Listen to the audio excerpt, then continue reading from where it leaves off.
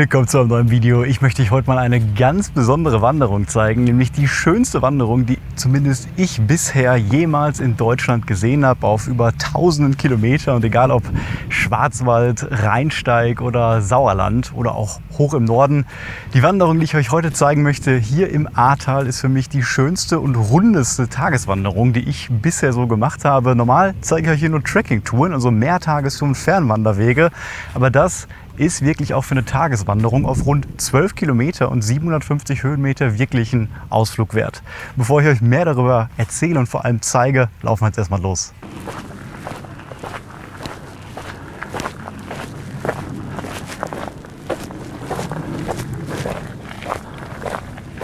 Die Pionierarbeit für diesen Weg hat Kai Sackmann, aka Sacki, in einem seiner letzten Videos noch selbst gelegt. Und auch dieses Video hat mich damals dazu veranlasst, diesen Weg hier im Ahrtal zu erkunden und zu laufen. Ich habe da einige Anpassungen gemacht und mittlerweile ist das schon die dritte Version. Ich laufe den Weg also zum zweiten Mal. Ja, und was macht diesen Weg so besonders? Einerseits ist es hier im Ahrtal eine wirklich, wie ihr schon seht, wunderschöne Region, die durch die Ahr geprägt ist. Die Ahr, das wissen viele auch von der Flutkatastrophe von vor einigen Jahren, schlängelt sich ziemlich tief hier durch diese Weinberge und hat wirklich starke Formationen in diesen felsigen Rissen, über die dieser Wanderweg läuft. Und andererseits ist es wirklich etwas in jeder Hinsicht Extremes. Der Weg ist extrem schön, wie wir sehen werden, extrem abwechslungsreich, extrem abenteuerlich und extrem technisch, denn diese Felsformationen sorgen dafür, dass wir teilweise wirklich alpine Passagen haben, und ich komme gerade erst aus den Dolomiten und ich weiß, das, was mich hier gleich erwarten wird, ist sogar teilweise noch technischer.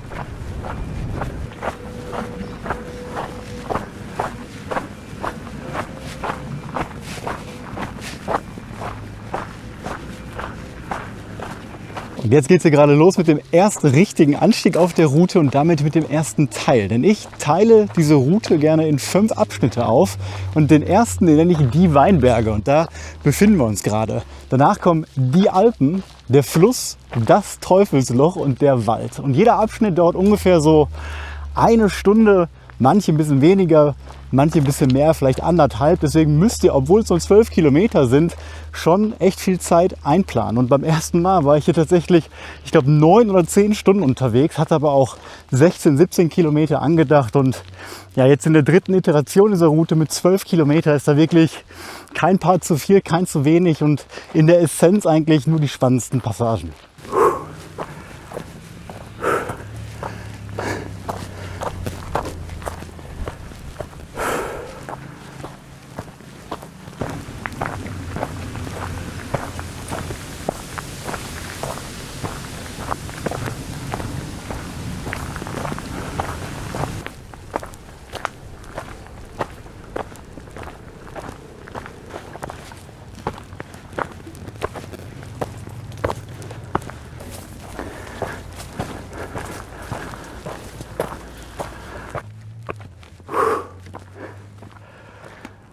Und der erste wunderbare Aussichtspunkt hier rundum um das Startgebiet und damit ja das Highlight des ersten Teils der Weinberge. Und da hinten geht es gleich weiter zum zweiten Teil.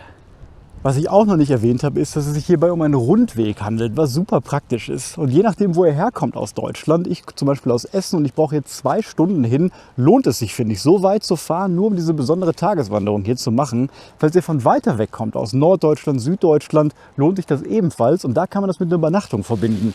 Denn da unten, wo wir vorhin gestartet sind, ist ein Parkplatz. Wir sind so losgelaufen, kommen später vom Rundweg wieder da runter.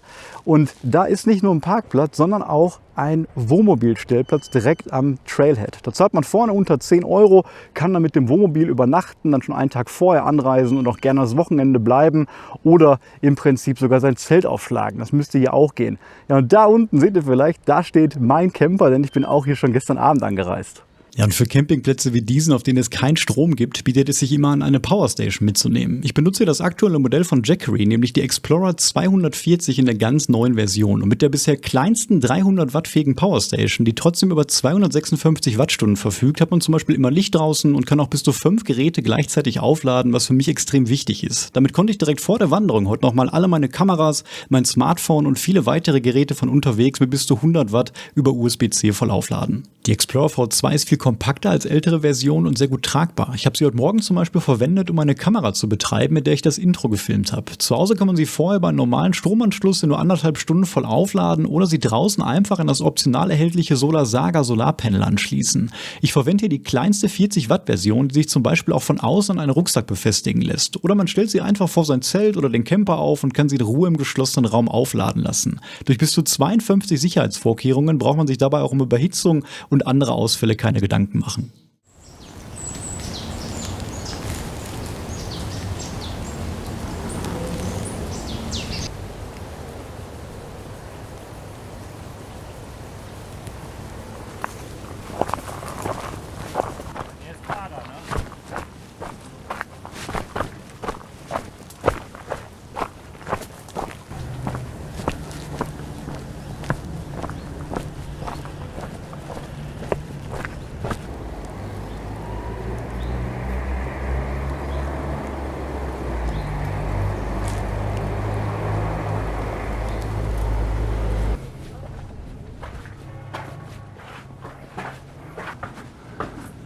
Willkommen auf Burg Aare.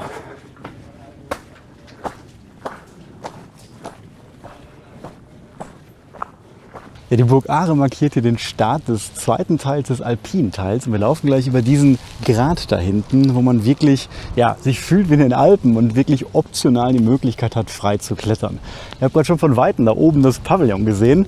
Und das finde ich auch eine Besonderheit immer hier am Ahrtal. Man sieht quasi die ganze Zeit durch diese Ahr, weil die sich hier durchschlängelt, immer, wo man gleich langläuft, wo man noch hingeht und hat eigentlich ein sehr gutes Gefühl für diese Wanderregion. Da unten ist übrigens Altenahr und ja die Ahrtal-Wanderparadiesroute, wie sich sie nennen, verläuft zwischen Altenahr und Maischotz da hinten, wo wir gestartet sind. Wir sind jetzt darüber gelaufen und jetzt geht's gleich einen kleinen Geheimweg hier unten lang und dann wirklich dort hinten auf den Hügel.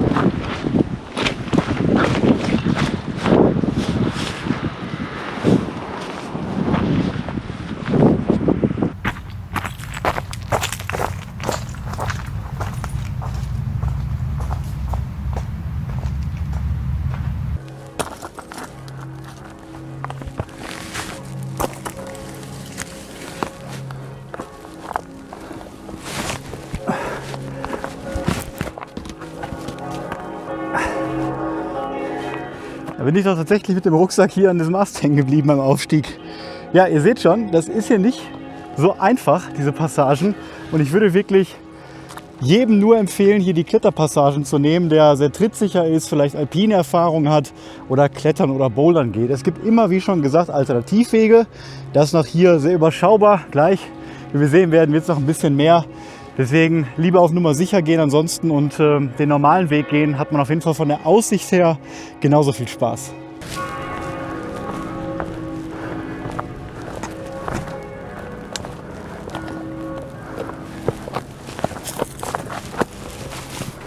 Wahnsinn hier. Es macht so Spaß, hier einfach durchzukraxeln über diese Felsbrocken. Und das mit der Aussicht. Rechts ist die A, links ist die A. Traumhaftes Wetter. Besser geht's eigentlich nicht.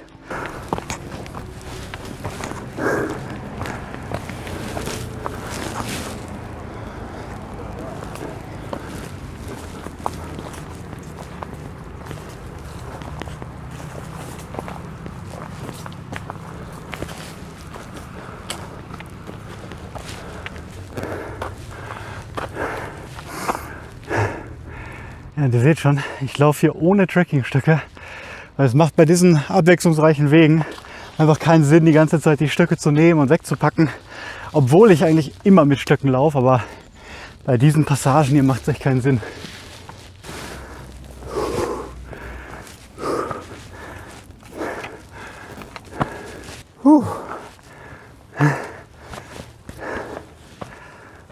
Hallo.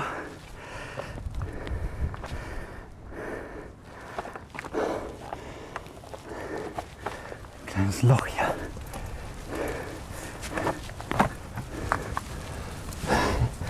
Ganz schön windig hier.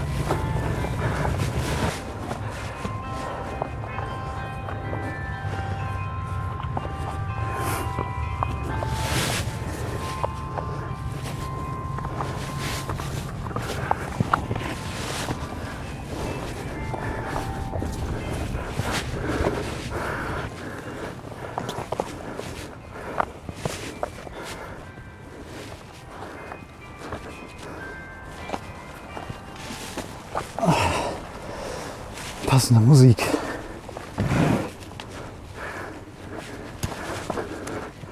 Wunderbare Tritte und Spalten hier. Kann man fast wie eine Leiter hoch.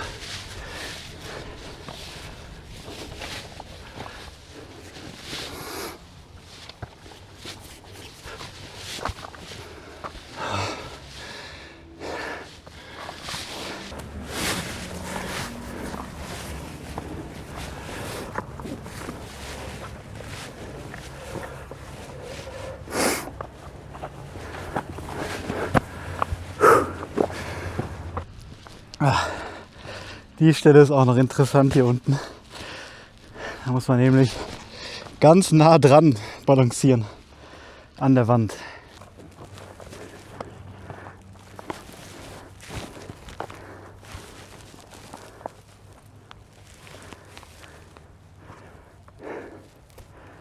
Okay. Gute Griffe. Alles gut.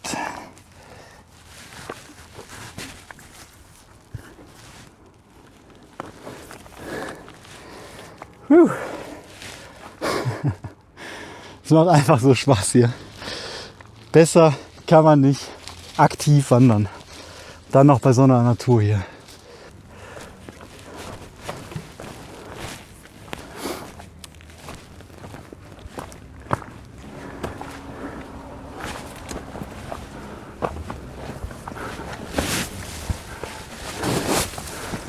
Oh, schöner Wind.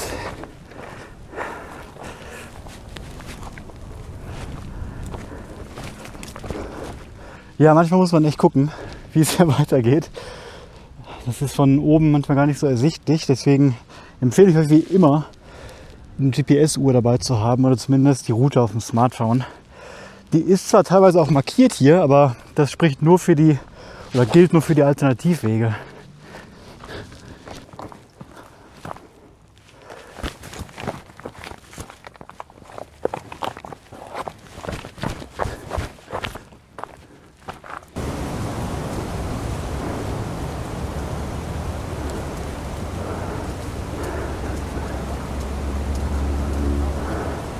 Schaut euch das an hier. Ich finde es einfach nur traumhaft.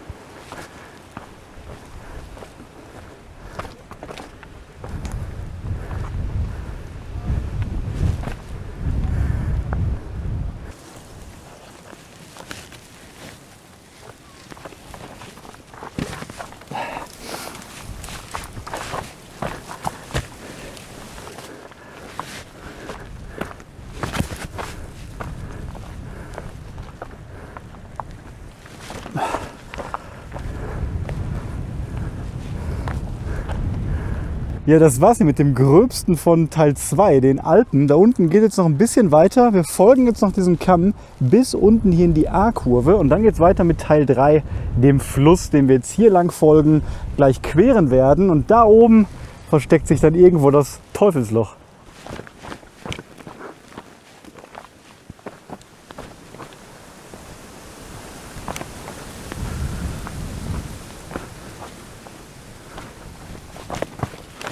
So, und wir kommen jetzt zum dritten Teil, dem Fluss.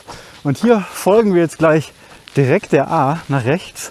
Und ja, das Besondere ist, dass wir hier endlich mal lange flach laufen können, was jetzt erstmal eine Abwechslung ist. Man darf dieses technische Terrain da oben wirklich nicht unterschätzen, wie langsam man da vorankommt. Ja, und leider wurde im Prinzip bei der Flutkatastrophe vor einigen Jahren hier sehr, sehr viel Infrastruktur zerstört. Die meisten Brücken sind kaputt gegangen. Und auch ja, die ganzen Wege direkt am Fluss wurden überschwemmt und sind nicht mehr zu benutzen. Deswegen furten wir gleich die A an einer Stelle, gehen also rüber. Im Sommer ist das kein Problem, da kann man mit so leichten Trailrunnern einfach durchlaufen. Da hinten wird aber gerade eine neue Brücke gebaut und ich glaube auch ein paar hundert Meter weiter kann man die auch so überqueren. Ja, und auf der anderen Seite gab es mal einen ehemaligen Weg, der ist fast gar nicht mehr als Weg zu erkennen. Aber das macht ihn jetzt gerade zumindest für Wanderer auf jeden Fall spannend und abenteuerlich, denn man hat nur einen ganz kleinen Single Trail, so wie hier, und läuft die ganze Zeit am Wasser entlang und muss auch so ein bisschen über Geröll und alte Betonplatten springen. Und das schauen wir uns als nächstes mal an.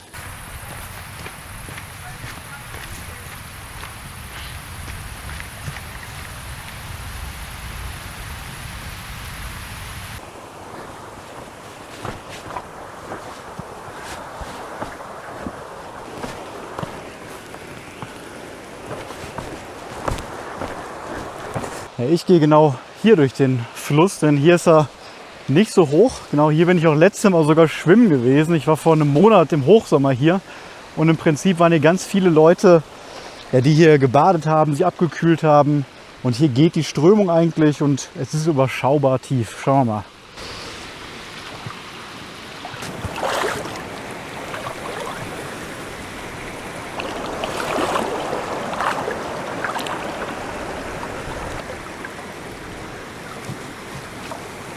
Ist auf jeden Fall noch angenehm warm. Aber ich glaube, in ein paar Monaten sieht es dann anders aus.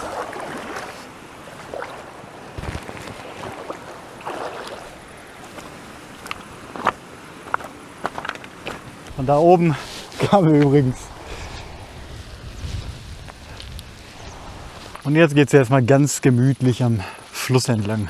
Ich verlinke euch natürlich auch alles, was ihr braucht, um diese Route nachzulaufen. Das heißt vor allem die GPX-Datei, wo ihr genau diese 12 Kilometer knapp im Prinzip runterladen könnt, navigieren könnt. Das ist auf jeden Fall zwingend notwendig, ich habe schon gesagt, weil die Wege teilweise sehr, sehr klein sind, sehr schleifig sind und ja, ich euch wirklich empfehlen würde, euch genau an meine Strecke hier zu halten, weil ich wirklich mir viele angeguckt habe und das öfters umgeplant habe. Und ja, ich wirklich denke, dass so auf jeden Fall die beste und sicherste Wegführung auch ist. Ja, und wie ihr seht, endet hier jegliche Befestigung. Man folgt jetzt hier dieser Steilklippe.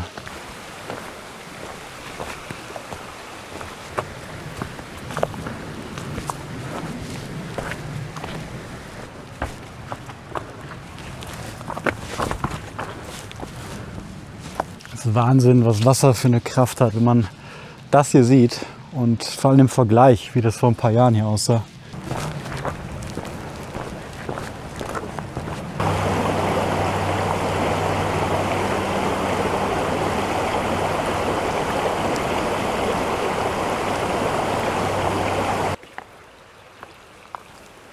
Das hätte ich hier oben langlaufen sollen.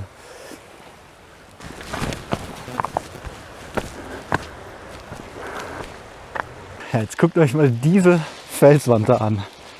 Da sieht man selten, dass die wirklich so steil und markant auf jeden Fall ist. Und da oben sind wir auch ein Stück weiter lang gelaufen. Vielleicht könnt ihr das Loch da oben entdecken. Da saß ich gerade einmal kurz drin und da kriegt man gar nicht mit, auf was für einem Vorsprung man da eigentlich hockt. Und dann geht es im Prinzip hier rechts runter. So, hier geht es jetzt nicht mehr weiter. Hier verlassen wir auch die A. Und passend kommt jetzt auch die Sonne gerade raus. Das heißt, ich kann mich mal ein bisschen trocknen lassen. Wir gehen jetzt hier nach links weiter, dort hoch zum Teufelsloch, also zu Teil 4. Ja, und hier, denke ich mal, wird da hinten beim Tunnel eine neue Brücke errichtet werden. Also hier passiert echt viel auf jeden Fall.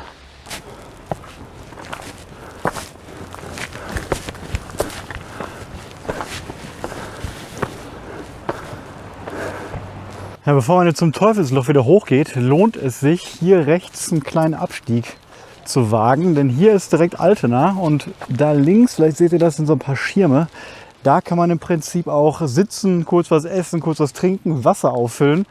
Das habe ich beim letzten Mal auch bitter nötig gehabt. Leider ist es so, dass die Baustelle hier im Prinzip noch im Weg ist. Und das wird wahrscheinlich auch noch Jahre dauern, bis man hier wieder vernünftig durchgehen kann. Beim letzten Mal konnte ich aber trotzdem am Rand vorbeigehen und da war nur ein Teil abgesperrt. Deswegen müsst ihr am besten selber schauen, ob ihr durchkommt. Ich würde damit aber nicht fest einplanen, sondern auf jeden Fall genügend Wasser auch so von vornherein mitnehmen.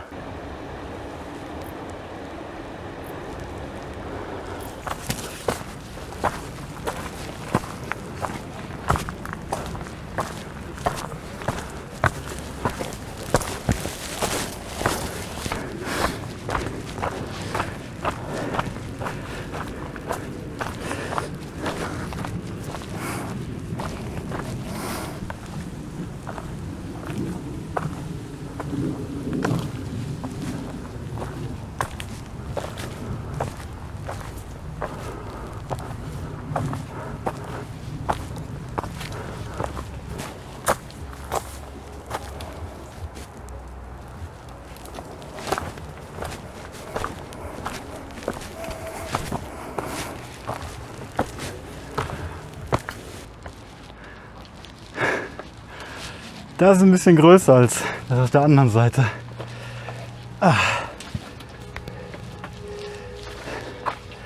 Ja, perfekter Pausenplatz. Da werde ich mich auch mal niederlassen. Bin schon, ich glaube, 3 Stunden jetzt genau unterwegs. Und da ist die Burg, von der wir kamen.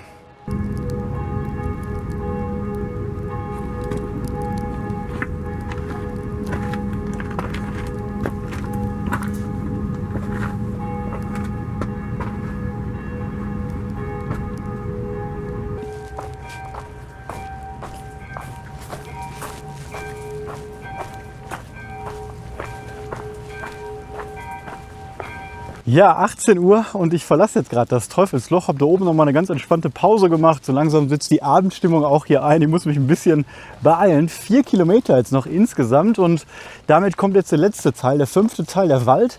Der wartet da hinten auf mich. An einem Hang geht es jetzt quasi fließend über, nach ein paar Serpentinen hier noch.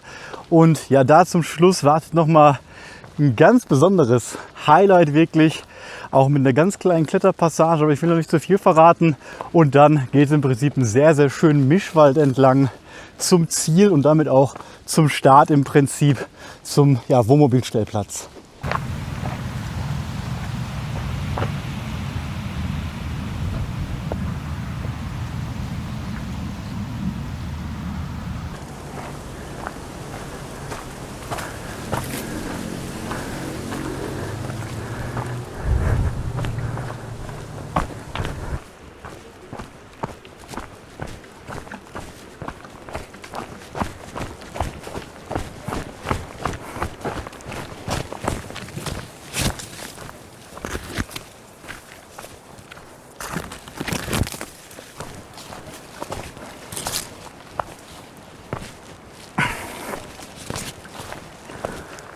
Die Stimmung hier ist wieder eine ganz andere als in den anderen Abschnitten und das finde ich auch so besonders. Wir sind eigentlich nur auf der anderen Flussseite, aber es fühlt sich direkt an wie ein völlig neues Gebiet, weil auch die Vegetation hier eine ganz andere ist.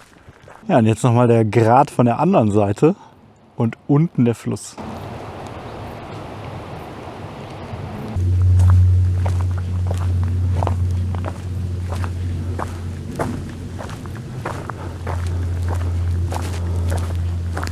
So, wenn ihr in diese Bank kommt, hat man zwei Möglichkeiten. Man geht entweder hier links auf einen sehr kleinen Single Trail oder hier rechts hoch, Serpentin nach oben. Und dort oben wartet dann auch noch ein Highlight, nämlich so eine Art Schutzhütte, die Hütte Schock. Und die liegt wirklich sehr, sehr hoch, am höchsten Punkt an der gesamten Route. Der Ausblick ist meiner Meinung nach nicht notwendig, weil wir gleich einen ähnlich schön haben werden. Beim ersten Mal habe ich das noch mitgemacht und da hoch zu kraxeln ist wirklich ein Kampf. Lohnt sich aber, wenn ihr auf jeden Fall Lust habt und jetzt hier sagt, ihr könnt noch ungefähr 2 Kilometer und 200 extra Höhenmeter vertragen. Aber ich habe es jetzt bei der finalen Route rausgekürzt und deswegen läuft man jetzt diesen Weg hier am Hang entlang, ohne nochmal hoch und wieder runter zu gehen. Absolute Ruhe hier gerade.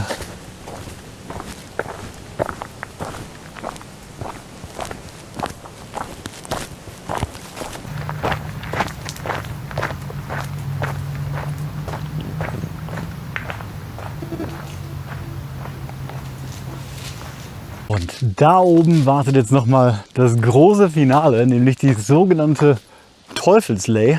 Und da muss man jetzt erstmal noch hochkommen.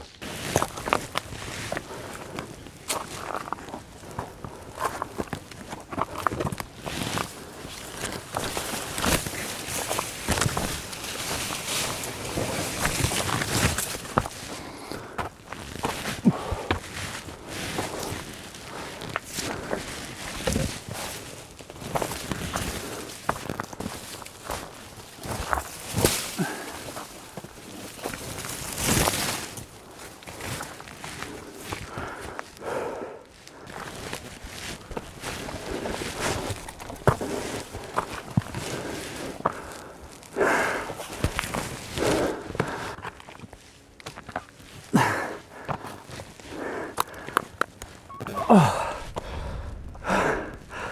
Geschafft. Oh.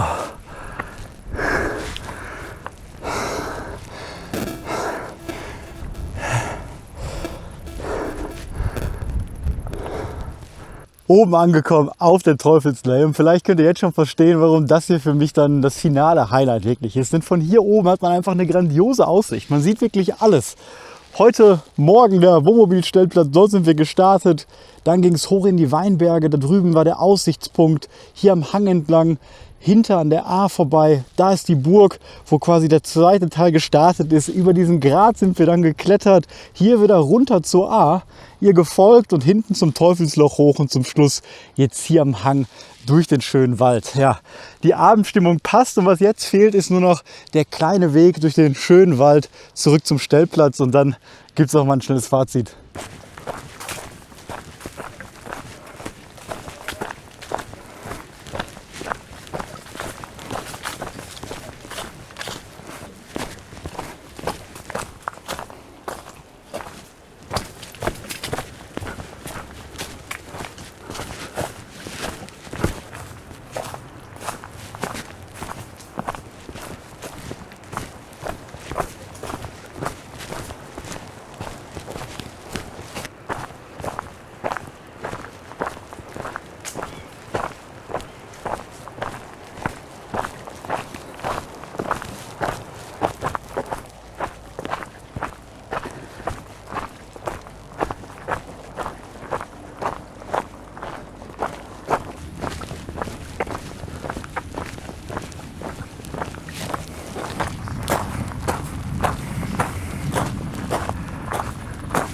Ja, ich habe es wieder zurück zum Auto geschafft. Nach knapp 4 Stunden und 45 Minuten bin ich wieder da und das reicht jetzt auch für eine Tageswanderung. Meine Uhr hat sogar 818 Höhenmeter hoch und 822 Höhenmeter runter aufgezeichnet, was jetzt echt viel für 12 Kilometer und eine Tageswanderung ist.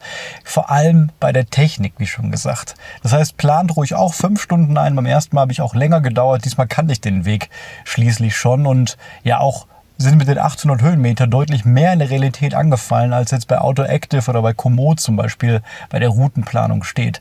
Ja, mir hat es wieder total viel Spaß gemacht. Das Wetter hat gepasst. Ich hatte echt eine tolle Zeit hier heute am Sonntag. Und ich hoffe, ihr versucht die Wanderung auch mal. Ich hoffe, ich konnte das in dem Video auch gut rüberbringen. Und ja, alles Weitere verlinke ich unten in der Beschreibung, wie schon gesagt. Und ich würde mich freuen, ja, wenn ihr mal kommentiert, wenn ihr die selber gewandert seid. Und wenn ihr Fragen habt, dann beantworte ich natürlich auch gerne. Ansonsten bis zum nächsten Mal.